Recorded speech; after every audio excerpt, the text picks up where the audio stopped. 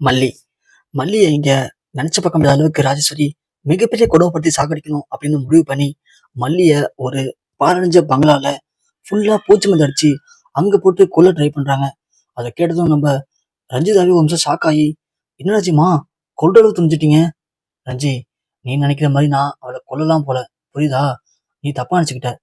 இது திட்டமிட்ட தற்கொலை அப்படிங்கிற மாரி தான் ஆகும். போலீஸ்க்கே போனாலும் நம்பள யாராலும் ஒண்ணும் பண்ண முடியாது. நீ எதுவும் பயப்படாத." "ராஜிம்மா, எதுக்காக இப்போ இந்த அளவுக்கு இறங்கிட்டீங்க?" "இல்ல ரஞ்சி, அந்த விஜய் சும்மா இருக்க மாட்டான். இந்த மல்லி அவனை உசுப்பேத்திட்டே இருப்பா. உடனே விஜய் என்ன பண்ணுவான்? இழந்த சொத்து எல்லாத்தையும் மீட்டெடுக்கிறேன் அப்படின்னு நம்ம மேல கோவப்பட்டு சண்டை போடுவான். அதனால இந்த மல்லியை காலி பண்ணிட்டோம் அப்படின்னா கண்டிப்பா விஜய் என்ன பண்ணுவான்? மல்லி போயிட்டாலே அப்படின்னு சோகத்துல அப்படியே உடஞ்சு போயிடுவான்.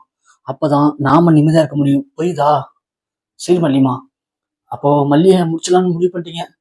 "ஆமா ரஞ்சி, நாம நல்லா இருக்கணும் அப்படின்னா அந்த மல்லி செத்துதான் ஆகணும்." "சரி" அப்படின்னு ரஞ்சியும், "ஓகே, சாப்பிட்டு விடுங்க, பாத்துக்கலாம்" அப்படிங்கிற மாதிரி டக்குன்னு அப்படியே ராஜிக்கு ஏத்த மாதிரி மாறிட்டாங்க. அதுக்குள்ள விஜய் எப்படியோ கண்டுபிடிச்சி நம்ம மல்லியை போய் காப்பாத்திறாரு. மல்லியை கொண்டு வந்து ஹாஸ்பிட்டல்ல போட்டு டாக்டர் செக் பண்றாங்க. செக் பண்ணதுல இது மாதிரி மல்லி ஒரு பூச்சி மருந்து கலந்த ரொம்ப மோசமான கேஸ சுவாசிச்சிருக்காங்க. அதனாலதான் அவங்களுக்கு இந்த நிலைமை ஏற்பட்டிருக்கு அப்படின்னு டாக்டர் சொல்றாங்க. உடனே விஜய் செம கோபப்படுறாரு. அந்த ராஜேஸ்வரிக்கு எவ்வளவு திமிரு இருந்துச்சுன்னா இப்படி அப்படி ஒரு வேலையை பார்த்திருப்பா. இதுக்கு மேலே அவளை சும்மா ஆயிட்டோம்னா சரிப்பட்டு வராது அப்படின்னு விஜய் பயங்கரமா கோவப்படுறாங்க. இந்த ராஜி நான் என்ன பண்றேன்னு மட்டும் பாரு அப்படின்னு விஜய் நேரா கிளம்பி வீட்டுக்கு போறாங்க. வீட்டுக்கு போயிட்டு, "ஏய் ராஜேஸ்வரி, வெளியே வாடி" அப்படின்னு தான் அக்காங்கிற மரியாதைலாம் இல்லாம ராஜேஸ்வரிய பயங்கரமா கோவப்பட்டு கூப்பிடுறாரு நம்ம விஜய்.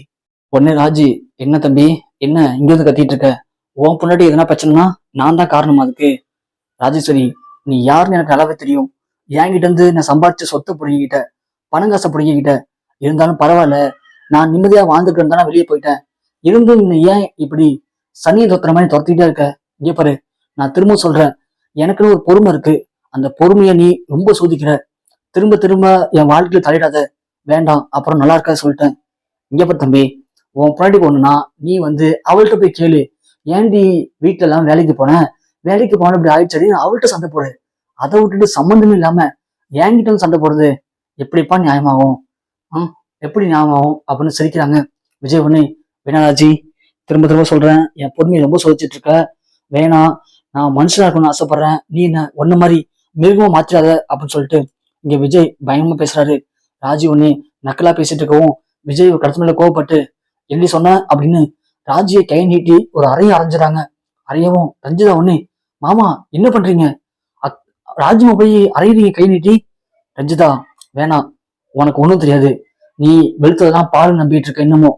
நீ வேணா பாரு, எப்படி என்ன ஏமாத்தி இந்த வீட்டோட சொத்தினாலோ அதே மாதிரி அவங்க சுயநலத்துக்காக ஒரு நாள் இல்ல ஒரு நாள் ஒன்னையும் இதே மாதிரி வீட்டோட துரத்ததான் போறாங்க. அப்பதான் உனக்கு தெரியும் அவங்க யாருன்னு சொல்லிட்டு" அப்படின்னு விஜய் கிளம்பிறாரு. உடனே ரஞ்சிதா, "என்னாச்சுமா, மாமா பசங்க உங்களை இப்படி அடிச்சிட்டாரு." "விடு ரஞ்சி, என்னை அடிச்சிட்டான்ல, அவனை என்ன பண்றோம்னு பாரு நானு" அப்படின்னு சொல்லிட்டு அடுத்த நாள், அதாவது மல்லி சரியாகி வீட்டுக்கும் போயிடுறாங்க. வீட்டுக்கு போனதும் இது மாதிரி மல்லிகிட்ட விஜய் லைட்டா கோவப்படுறாரு. "ஏன் மல்லி இப்படி பண்ணுன? இதுக்குதான் உன்னை வீட்லயே சொல்லிட்டு இருக்கேன். நீ தான் வேலைக்கு போறன்னு சொல்லி போய் பாரு, இப்போ எவ்வளவு பிரச்சனை மாறிட்டேன்னு சொல்லிட்டு" அப்படின்னு பேசிக்கிட்டு இருக்காங்க. அப்புறம் அன்னப்படி உடனே, "பரவாயில்ல மாப்பிள்ள, ஒரு பிரச்சனை இல்லாம மல்லி தப்பிச்சிட்டோம், வாங்க கோயிலுக்கு போயிட்டு வரலாம்" அப்படின்னு சொல்லி எல்லாம் கிளம்பி கோயிலுக்கு போறாங்க. கோயிலுக்கு போற வழியில நம்ம ராஜி, "என்ன தம்பி, எங்க போறீங்க? வண்டி கொஞ்சம் பஞ்சர் ஆச்சு, வண்டி சரி பண்ண முடியுமா?" அப்படின்னு நக்கலா பேசுறாங்க. விஜய் உடனே, ஆஹா, நேத்தி வீட்டுல போய் சண்டை போடுறத நினைச்சுக்கிட்டு இப்போ நம்மள வேணும்னு பழிவாங்க ட்ரை பண்றாரு அப்படின்னு விஜய் எதுவும் பேசாம, "மல்லி, நம்ம போலாம் வாங்க" அப்படின்னு சொல்ல, "ஏன் தம்பி, இங்கெல்லாம் காசு கொடுத்தா சரி பண்ண மாட்டியா? நான் தான் காசு தரேன்னு சொல்றேன்ல, அப்புறம் என்ன? நீ மெக்கானிக் தானே, சரி பண்ணா என்ன?" அப்படின்னு கேட்க, அன்னபுண்ணி உடனே, "இங்கே போறாது சரி, எதுக்கு இப்ப தலை பிரச்சனை பண்ணிட்டு இருக்க? என்ன வேணும் உனக்கு? பாடுறா, மெக்கானிக் சொன்னதும் மெக்கானிக் மாமியார் கோவம் வருது" அப்படின்னு சொல்லவும் மல்லி உடனே, "இங்கே பாரு, ஆமா, அவர் மெக்கானிக் தான், மெக்கானிக்கல் தான் பாக்குறாரு. அவர் ஒன்றும் உன்ன மாதிரி கேவலமா அவரை பார்க்கல.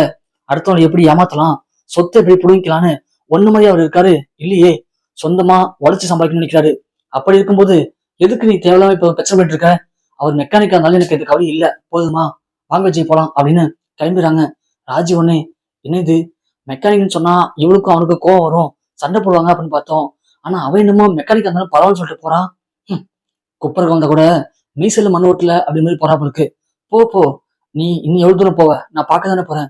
இங்க பாரு மல்லி, ஒன்னையும் விஜயும் பிரிக்காம விட மாட்டேன்.